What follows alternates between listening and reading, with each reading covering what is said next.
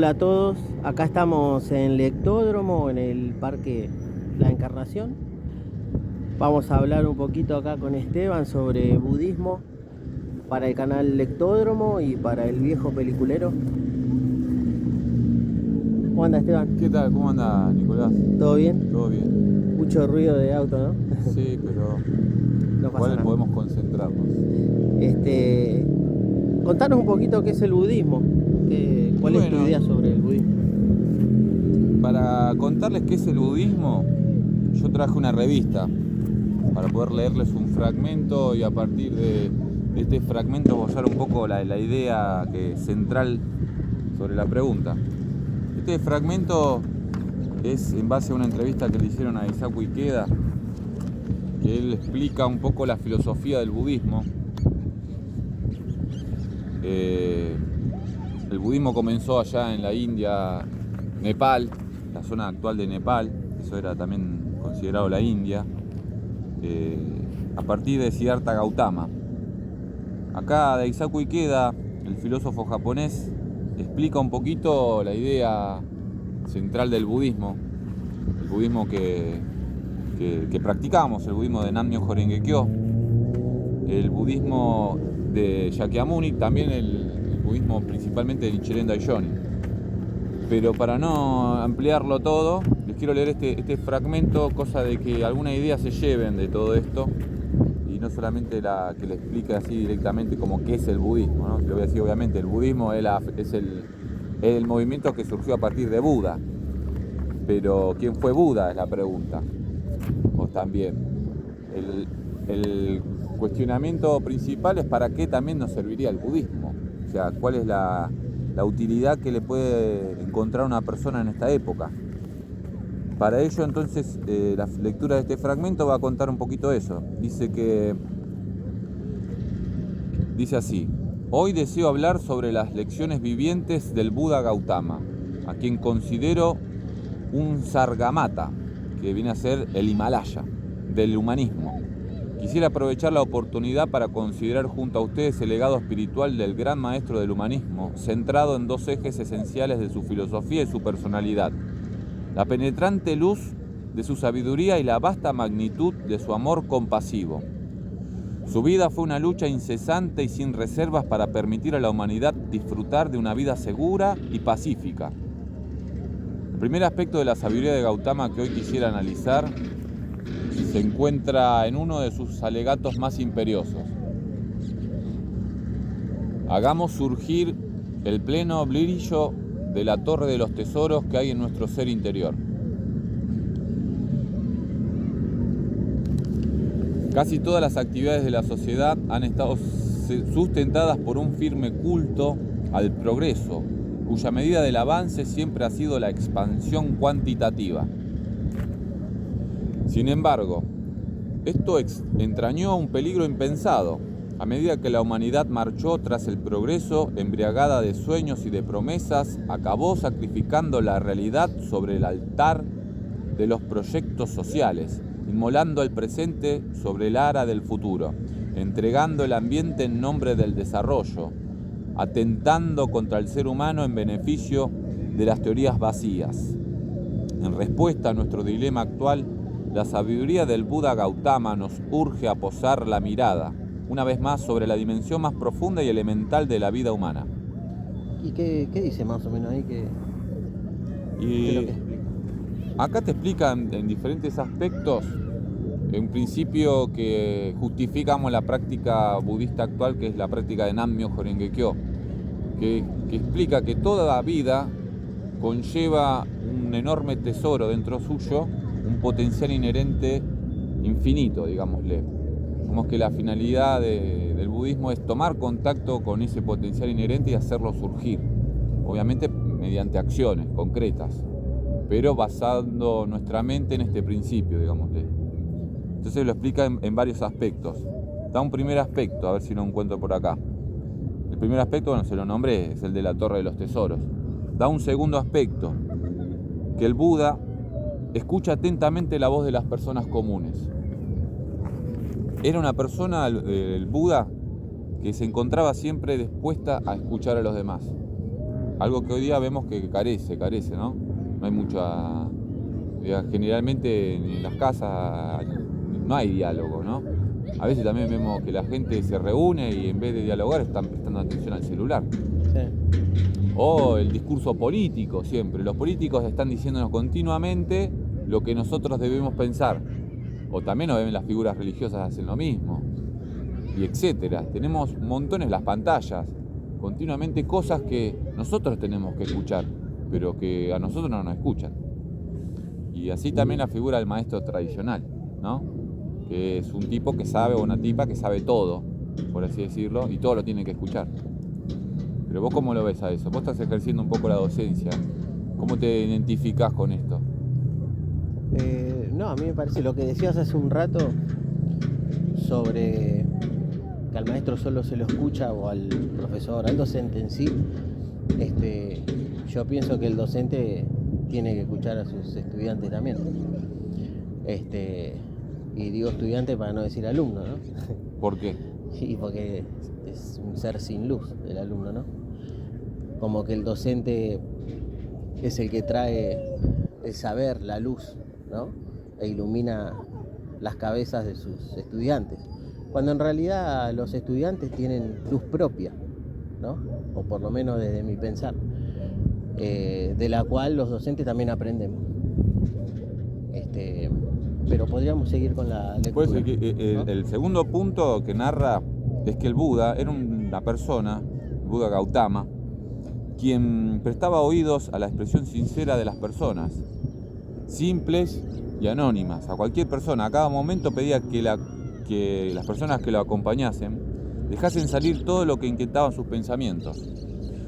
Fue un coloso sin parangón de la educación humanística, que siguió a las personas a través de un continuo proceso de diálogo.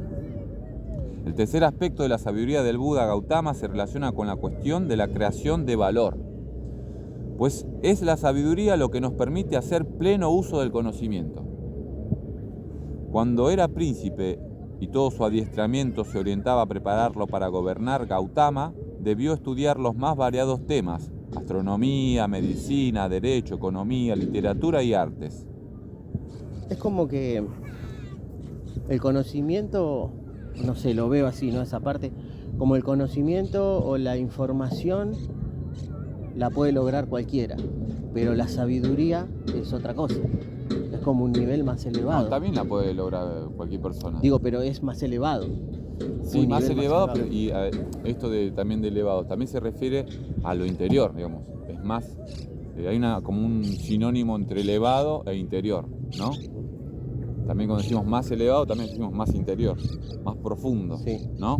Entonces, el conocimiento rozaría lo superficial. Cuanto más interior y más profundo, más elevado también podría ser, una especie de sinónimo, usarlo de esa manera. O de paralelismo, o de comparación, como se le pueda llamar. El asunto es que el conocimiento transita por lo superfluo, si se quiere, por lo técnico, si se quiere, ¿no? Por la mecánica de las cosas. En cambio, la sabiduría va a un nivel más esencial, que está más conectada con las emociones. No es aprenderse una fórmula y ejecutarla, ¿no? Es más profundo que eso. Es también saber cuándo y cómo ejecutarla, si es conveniente emplearla, por ejemplo, ¿no? ¿Cuántos ejemplos tenemos de que la técnica se desarrolló a nivel monstruoso, ¿no? Como por ejemplo la energía atómica. Tiene la utilización de la energía atómica sin sabiduría es lo que provoca la bomba atómica, digamos, ¿no? Un arma que es capaz de destruir a todos, incluso a los que lo arrojan.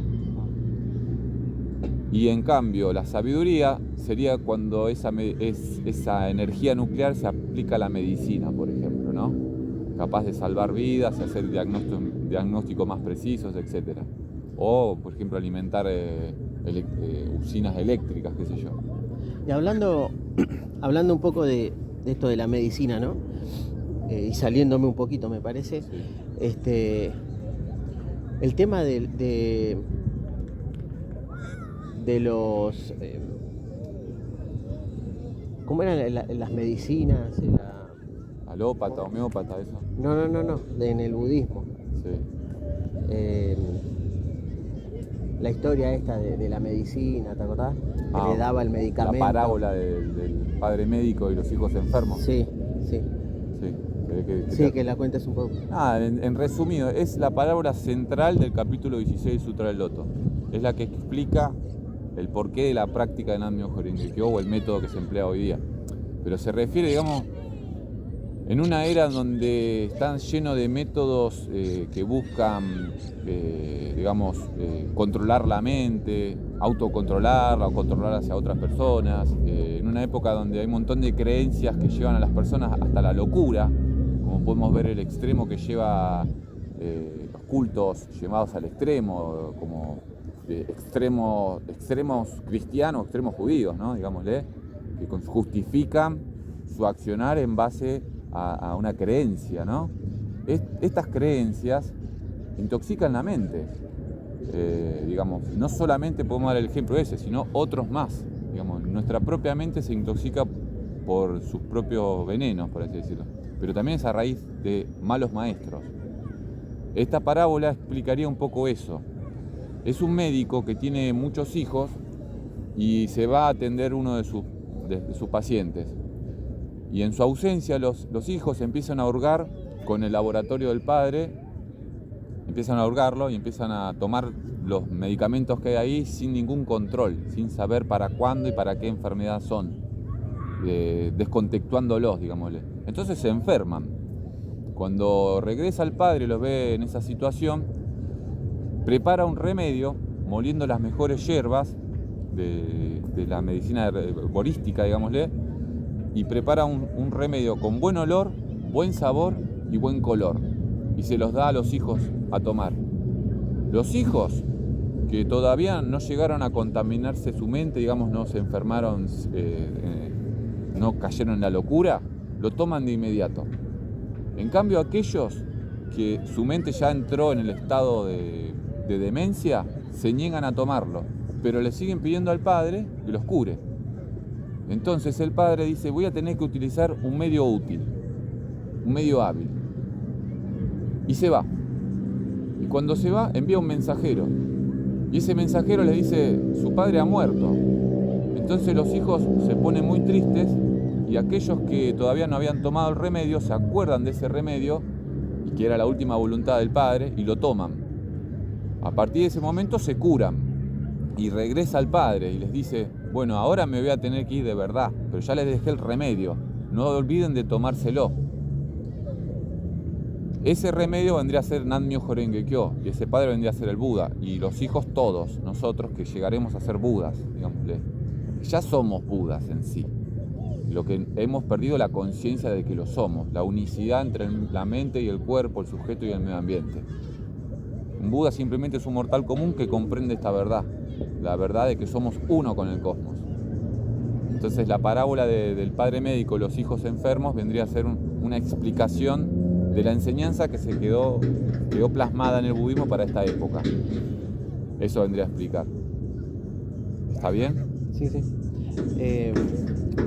Entonces sería el por qué el Sutra del Loto es el ideal para esta época y no los otros, porque hay otros también.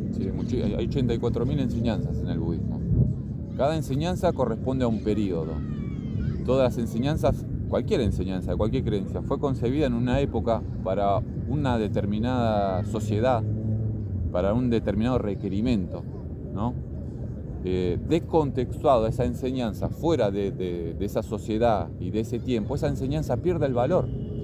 Que es muchas veces lo que hoy día vemos que pasa con muchísimas enseñanzas, que están descontextuadas, están atribuyendo prácticas que eran del pasado, como por ejemplo en el budismo, las enseñanzas que están vinculadas a los retiros espirituales, la meditación aislada de la sociedad, en cavernas, en bosques. Eso correspondería a la etapa temprana del budismo, se llama budismo Hinayana ese. En contraposición al budismo Mahayana, que es una etapa posterior de desarrollo del budismo. En sánscrito, que es la antigua lengua de la India, Hina significa pequeño y Yana vehículo. Maha es grande. Hinayana significa pequeño vehículo. Mahayana es gran vehículo. Imaginemos una casa en llamas. En esa casa hay un montón de personas que quieren salir de esa casa. Y algunos ven la oportunidad de salir en un vehículo en donde una sola persona entra y se pueden escapar una sola persona. Ese sería el vehículo del Hinayana. Otros ven un vehículo donde se pueden salvar muchos y se suben a ellos y sus parientes. Ese sería el Mahayana. El concepto del Mahayana es la de enseñar la filosofía buena. Muchas gracias. De enseñar la filosofía del budismo a toda la sociedad. Ese es el concepto del Mahayana. Pero después dentro del Mahayana hay también una división entre Mahayana provisional y Mahayana verdadero. El Mahayana provisional son todas las enseñanzas budistas basadas en todos los sutras. El Mahayana verdadero se basa solo en el Sutra del Loto. Ahora, dentro del Sutra del Loto también hay otra división entre parte provisional y parte esencial, digamos. De la enseñanza esencial es de donde extrae Nichiren Daishonin, el Buda, el monje budista japonés que nació en 1222, el Nam-myoho Renge-kyo. Ahí establece la fórmula a partir de la enseñanza esencial del Sutra del Loto, que se divide en la parte teórica que explica que el Buda logró la iluminación en Nepal mediante austeridades, hasta descartarlas. En cambio, en el Sutra del Loto, en la parte esencial, explica que el Buda logró la iluminación hace cientos, miles, decenas de miles de millones de asankhya's, de kalpas, o sea, un tiempo inconmensurablemente que lo tiene que explicar por medio de una parábola para que lo entiendan. Es una parábola en donde va desperdigando granos de arena cósmicamente hacia miles de millones de mundos y los vuelve todo a triturar y los vuelve a desperdigar de vuelta para explicarle a los discípulos hace cuánto tiempo logró la iluminación en verdad. Eso está en el capítulo 16, ¿viste? La liturgia que tiene dos partes, la liturgia. O sea, la liturgia que se usa en el budismo Nichiren son dos capítulos esenciales del Sutra del Loto, el capítulo 2 y el 16. El 16 es el central, la médula del budismo. Ahí es de donde ahí se extrae también la Torre de los Tesoros, que también está descrita en el Sutra del Loto. Entonces, la medicina adecuada para esta época la dejó prescripta el Buda, Shakyamuni, como el Sutra del Loto esencial. Pero iba a aparecer una persona que iba a poder explicarlo, y esa persona es Nichiren Daishonin, según la corriente. Entonces, eso explicaría por qué hoy se practica Nam-myoho Renge-kyo y no una meditación aislada, digámosle, o la llana meditación, digámosle, sino la introspección por medio de la utilización del mantra del Sutra del Loto, o sea, Nam-myoho Renge-kyo. Eso sería a niveles generales, ¿no? Digamos, en esta época lo más adecuado es el Sutra del Loto. Practicar las otras enseñanzas no trae beneficio, porque están diseñadas para otra época, otro contexto de personas, con otra capacidad. En cambio, en esta época, la mejor enseñanza es la que mejor da resultado. Esa sería la teoría. Ahora cada cual lo tiene que poner en práctica, digamos. Porque al fin y al cabo la práctica del budismo para hacer algo que se llama revolución humana, que acá lo explica un poco en este texto también. ¿Querés leer un poco más? Sí, para redondear la idea de Daisaku Ikeda, él habla de la revolución humana, que es la clave para llegar al desarrollo inherente en el ser humano. A través de la educación, el esfuerzo educativo es indispensable para concretar la meta del desarrollo sustentable y cumplir nuestra responsabilidad frente a las futuras generaciones. Las enseñanzas del Buda también contienen el siguiente fragmento. Si queréis comprender las causas que existieron en el pasado, observad los resultados tal como se manifiestan en el presente. Y si queréis comprender qué resultados se manifestarán en el futuro, observad las causas que existen en el presente.